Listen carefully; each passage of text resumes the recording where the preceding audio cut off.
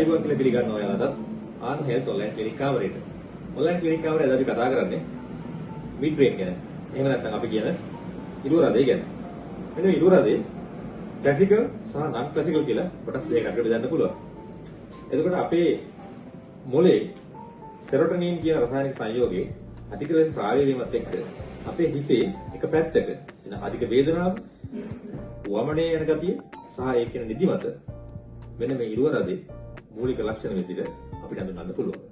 මේකත් එක්ක එන අධික වේදනාවත් එක්ක අපි ගොඩක් දුරට කරන්නේ මෙන්න මේ ඉරුව රදේ තියෙන අය සමාජයෙන් අයින් වෙලා, උදකලා වෙලා, තනියම කවුරුත් එක්ක කතා කරන්නේ නැතිව තනියම ඉන්න තමයි බලන්නේ.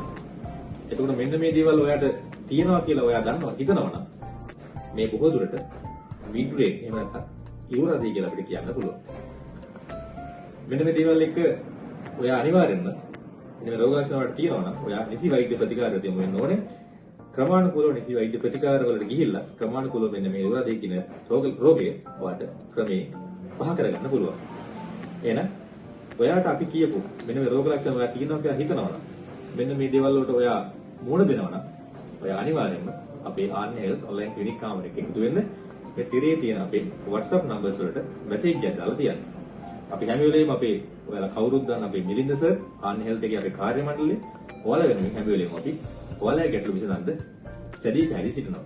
එහෙනම් අපේ Facebook එකට එකතු වෙන්න, අපේ YouTube channel එක subscribe කරලා තියාගන්න, අපේ Facebook page එක follow කරලා තියාගන්න.